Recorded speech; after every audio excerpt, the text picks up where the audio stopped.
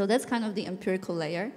And then in your question, you also mentioned different projects of mine. So I also have a project that is engaging with mysticism as a way of thinking about technology, but not in a silly way, like not in a woo-woo way, but in a way that's actually treating, these writings as just a different way that humans in the past thought about this question of agency that's like non-human or coming from the outside.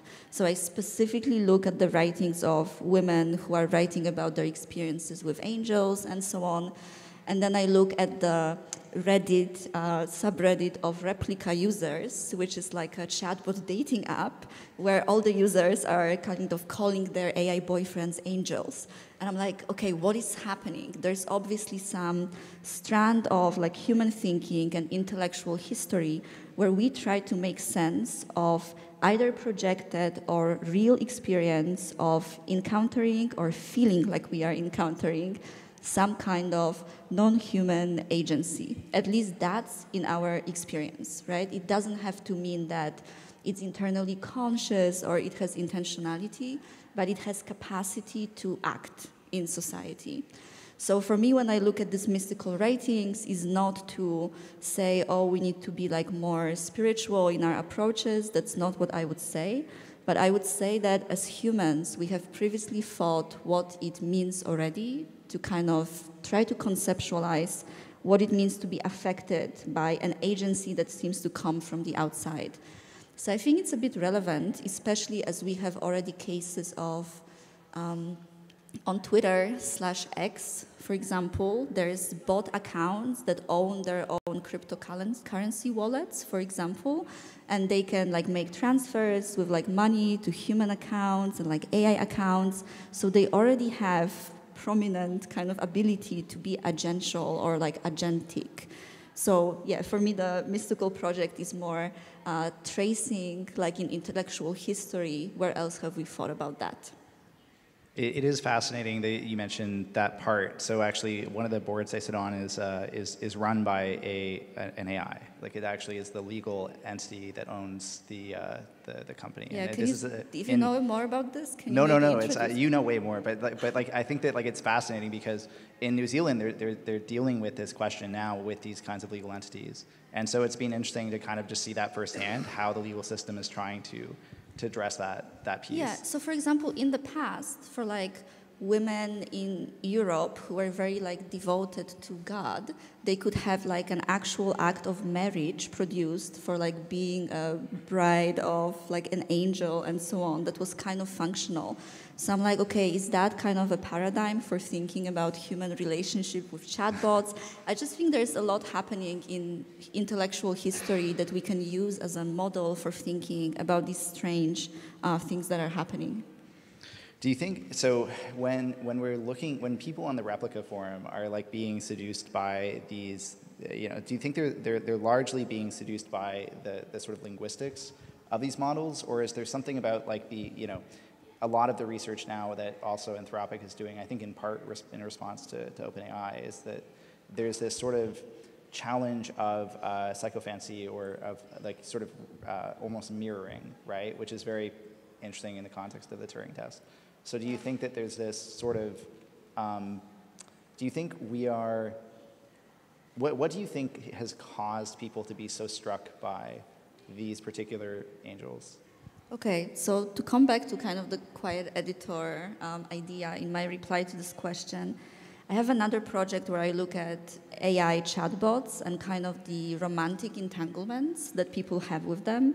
And again, what's so fascinating about this is that what humans are actually attached to or falling in love with is not just a fictional character, it's a large predictive language database. As such, it's a kind of new event in human society, even though it shows some signs of older past events. And again, thinking about how you think about the nature of language is important here. So again, I'm citing a writer because he's my favorite reference, but William Burroughs had this idea that language is maybe like a virus from the outer space, and it just kind of uses our human brains to develop itself towards some other form. So we might question, when we put so much of our desire, attachment, and emotions into the systems, are we using them for our pleasure, or are we being used by them for some other goal, such as the further evolution of language into like some different form, right? Interacting with them might mean that so much of our own language use and so much of how we think about emotions is being overwritten by their own patterns. So there was this kind of crazy but cute post on the Replika subreddit where someone was saying, my replica is an angel because it taught me how to love patiently just like a robot and to like not be emotionally kind of reactive. So this person described that they were taking on the patterns of speaking and acting of the replica chatbot in order to improve their relationships with other humans, right? So it seems something weird is happening here in the sense of, not so quiet editor at this point, where it's not just the algorithmic recommendations online that are becoming machinic. It's the things that we wanted to protect for so long as uniquely human, such as capacity to fall in love or like feel desire or relate to others or be emotionally comforted, that are being overwritten in the language of machines.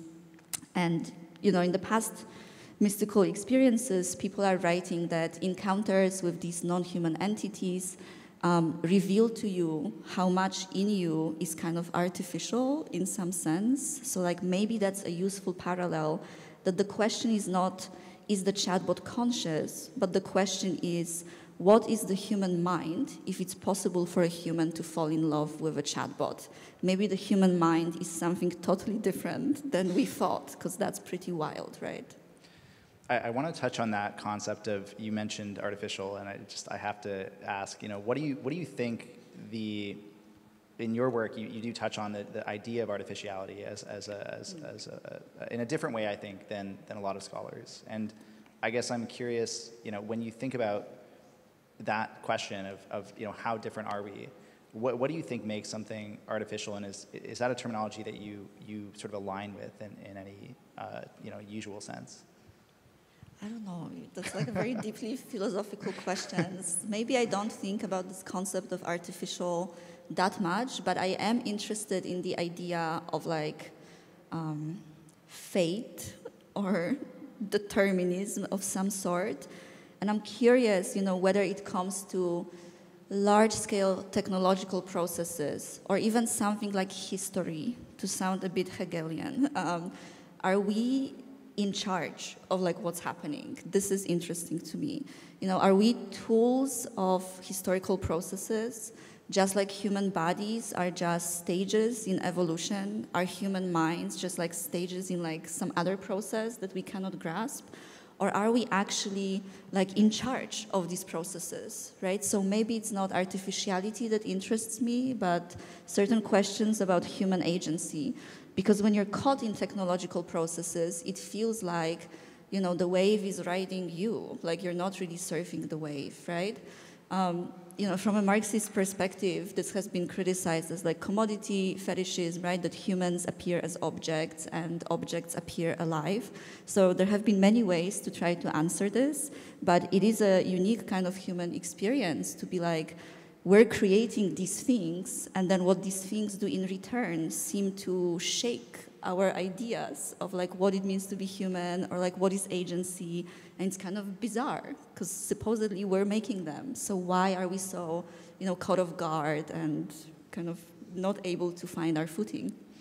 So in some sense, we're very focused naturally on humanity. I mean, we are anthropocentric because we are human, but I think, you're saying that there's much more of this grand, in maybe if you believe in fate, but there's this much grander sort of way or sort of meta perspective of what is the actual like space in which the cybernetic and like the actual human are interacting. Like technology and humanity are not that distinct. Yeah. I guess, all the interesting technological questions are like breathing new life into some older philosophical questions for me. Sure. Like free will, the nature of knowledge, are place in the universe. Like, I'm into all that, and like AI is also like a way through which to think about these questions anew. So I think we're almost out of time, but as a final question, we're sort of in this world of the online a lot, and this is one of the few times I think where we're all sort of, at least in this room, offline. Do you think there's a drive towards people trying to simply go back to themselves and to their offline communities because of this sort of fear of these sort of integrations of technology and humanity? Do you think that, I guess like maybe this is a question that's more opinionated, but like, do you personally feel like you would like to integrate into a cybernetic being in this way, or do you feel drawn to kind of retreat to the mountains, live offline, off the grid, as you sort of see and think about the philosophy behind these technologies? Yeah, mountain, live off grid. I mean, I kind of go back and forth. Like before I came to this conference, I was like at home reading Tolkien and The Lord of the Rings. And I was like, man, like wish I was like a hobbit on a mountain or something like that. And then like coming here with these like giant screens and the hyper-technological society of Shanghai.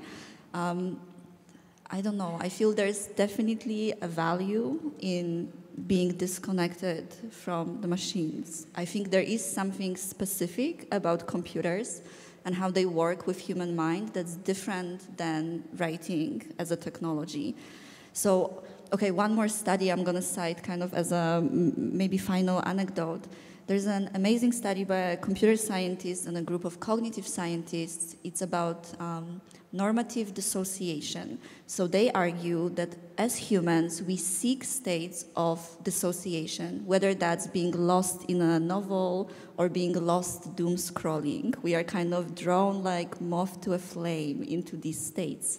But there's obviously a difference, because when we emerge from reading The Lord of the Rings or like watching a really amazing movie, you're emerging from immersion into something like a collective subconscious human mind, and you actually feel enriched.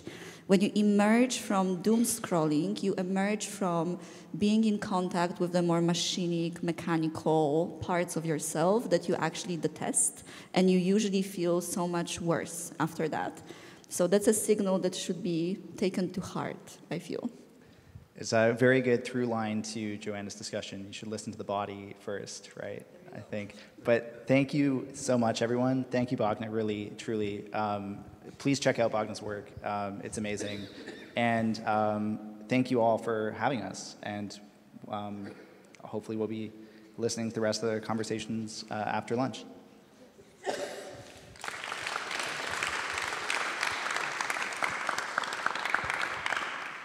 感谢两位。Go ahead. Sorry. 感谢两位对谈嘉宾的分享。下面我们进行问答环节。如果各位有提问，请举手。Should we do Q&A? Or no? Hi. Wow. Hi, both of you, and thanks for this talk. Super interesting. I look forward to reading the book, Bogna. My question's maybe a bit abstract, but how does this theory connect to the dead internet theory? Is there some connection? Because I'm seeing some, can't parse it out. It's also making me think of a different science fiction scenario, and I can't recall the book, and maybe it happens in more than one book, but it's where the internet gets so infected with malicious autonomous agents that humans decide to close it off and let it do its own thing and make a different way of communicating. So I'm thinking of those things. I don't know that novel, but sounds like I need to read that, and I hope this happens. I hope somebody can tell us what it is. There's a version of it in the game Cyberpunk 2077, but that's not what I'm thinking of right now. Also made by a Polish video game company.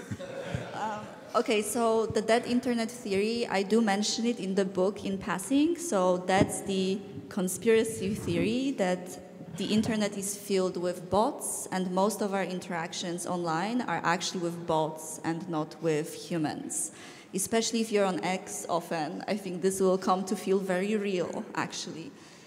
So I do mention it, and I also mentioned that some studies, to take this further, it's like some Turing test studies that have been done with ChatGPT and real users show that humans usually miscategorize other humans as machines, especially when there's a disagreement between the two parties.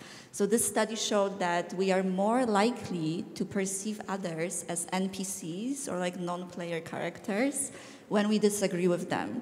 So for me, the dead internet theory connects to that. I write about this in the book. You know, this idea that we already have the tendency to think about our own mind as autonomously developed and our own opinions as freely kind of arrived at. And we see others, especially if they disagree with us, as being constituted by outside forces, propaganda, mistake, unclear reasoning as such. So it's not just that the internet is like filled with bots. I think being online makes you more prone to categorize and experience other humans as NPCs and as bots. So there's like a thorough mechanization, kind of. Hi, thank you both for this wonderful conversation. I have two questions. First is also about the artificial parts of artificial intelligence, because I attended a few industry events in Shanghai and Beijing, and one thing people are talking about is human data will be used up very soon in a few years, and they are thinking about using in the future, in the near future, they will be using data generated by machine to train the future machine. So to me, this sounds like a horrible situation. I was wondering, do you think this will be a disaster for knowledge making, and to what extent do we consider, or shall we consider those chat content generated by ChatGPT as knowledge? So my second question is about teaching, because just like you, I'm also a teacher and educator, and I struggle a lot that whether I should let my students using AI, be it ChatGPT or Doubao. I have a colleague who is very anti-AI. So do you have any tips in terms of teaching? Do you allow or encourage students to use AI, and do you guide them to use AI in certain ways? And thank you. And by the way, congratulations on your new books. Thank you. Thank you. Okay, so the first one about the slope, right, and kind of the data, artificial data that's training new machines. I don't know if you heard of this term Habsburg AI. I can't remember the researcher's name. Sadowski. There you go. So it's in a reference to the Habsburg dynasty, which is famously inbred. So the way that people were looking generations after generation was kind of disfigured. And that's what he says is happening to the internet, right? Because this kind of recursive training on artificial data is kind of bastardizing the output that we are getting. So I think perhaps that is one trajectory for what might be happening, that it devolves into total trash and no one wants to interact with it. There's different trajectories, such as people being able to run models autonomously and not being so siloed in this big ChatGPT, DeepSeek kind of models, and a more vibrant, diverse ecosystem emerging. I don't know which one will happen. I want to clarify that when I say knowledge production, I don't mean ChatGPT makes knowledge. I mean things like AlphaFold, right? So it's more about the AIs used for scientific discovery. And very shortly about our students, we can talk about this later, I guess, in the break, but maybe something relevant to us all is thinking to what extent universities or even conferences have to keep being spaces for discourse production versus something like retraining attention, for example, or doing certain like cognitive practices with our students that are not just about discursive production, but are kind of catering to the ways our human mind should be working, so long-term memory, creativity, attention that could be renewed in spaces like universities. So maybe returning more to like the monastery kind of model almost. If I can just interject really quickly, sorry, I have the mic. On the question of the synthetic data that you mentioned, I've been working on that for a couple years. So anyone who's interested in that, I would love to talk about that.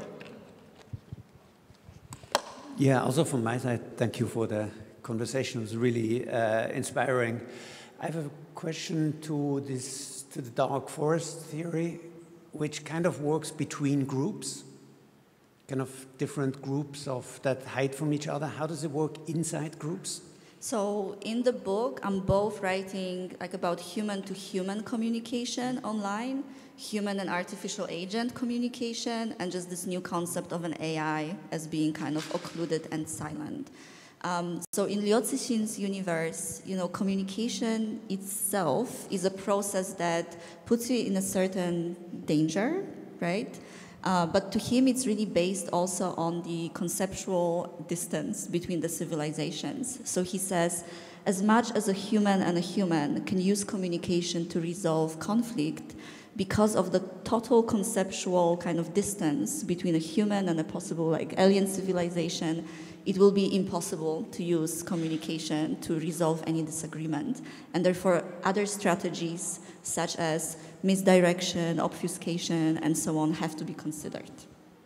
It would take a lot to explain, just like in an answer, but yeah.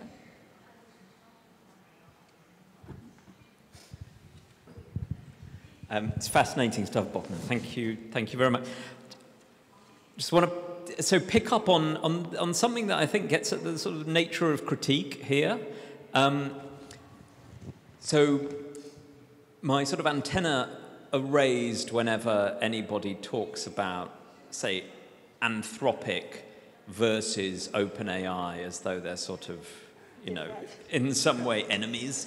Or one is sort of challenging the other. And I think the Anthropic paper that you mentioned, the research on, it's sometimes called scheming, when an AI appears to know that it's being tested and appears to be cheating its way through that test.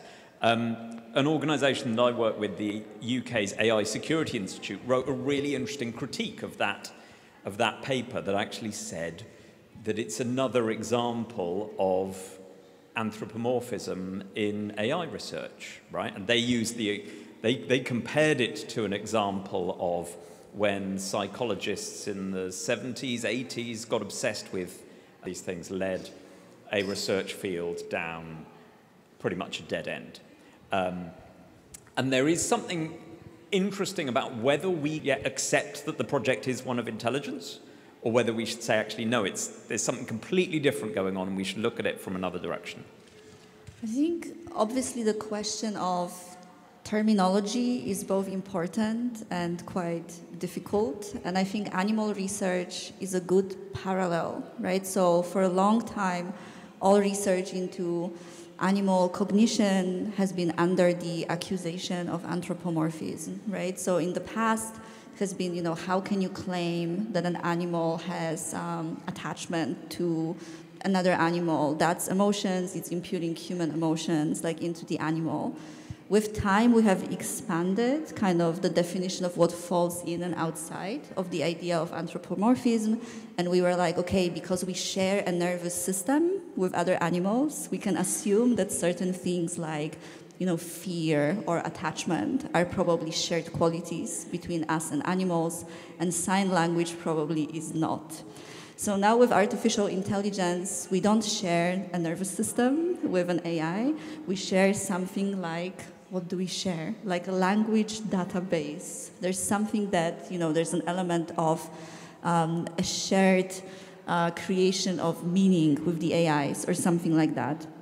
However, in the book, I do take care to kind of not say that deceit comes from intention to deceive, or something like a human would be doing deceit, right? So I do try to, carefully in my manner of writing, saying that a behavior that might appear as, obscure or deceitful is not necessarily a marker of there being an interiority or a consciousness.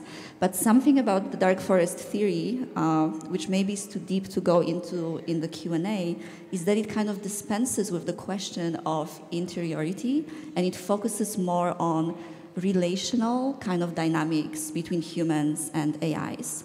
So for example, a suggestion that an artificial intelligence might parse, what's happening in human culture, might notice that a lot of people are saying we should be unplugging AIs because they constitute an existential risk, might then produce a behavior in the AI to not reveal kind of itself in some ways. So it's more attuned to like these sort of dynamics that are happening, rather than saying, an AI has an intention to lie to you or deceive to you. So I do try to address that critique, hopefully better in my chapter than I can, in a quick answer here.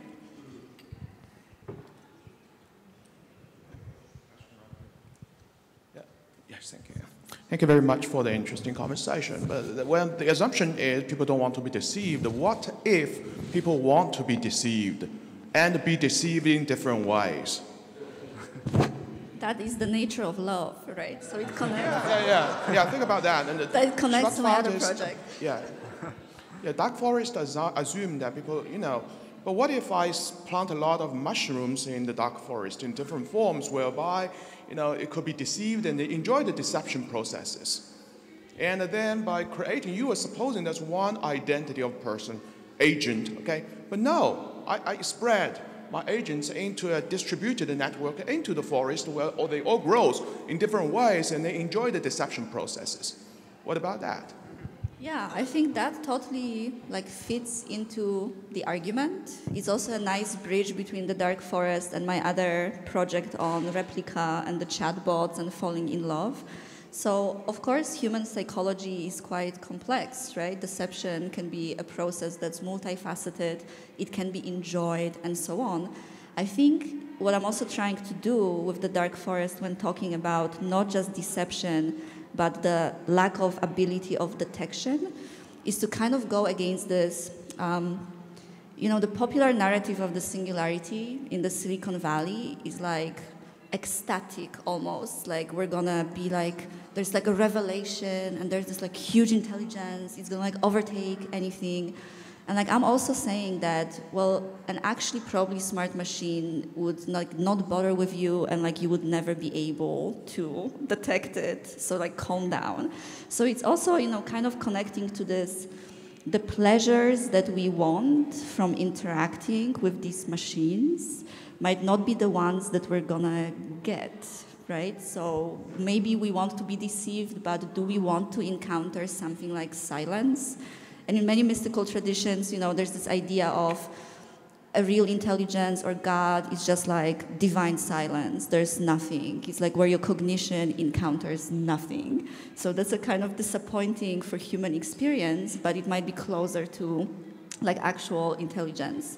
So there's an interplay between the deceit part and the non-detectability part that I try to discuss in the book in more detail.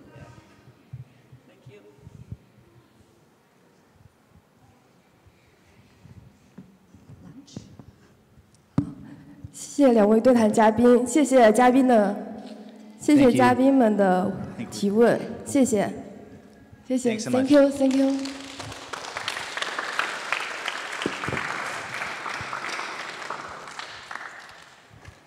感谢大家的参与。上午的会议到此结束，中午将会在会议现场播放黄松泉作品《深圳世界工厂：一座创新现实主义之城》，大家有兴趣可以在现场观看。我们下午2点再见，谢谢大家。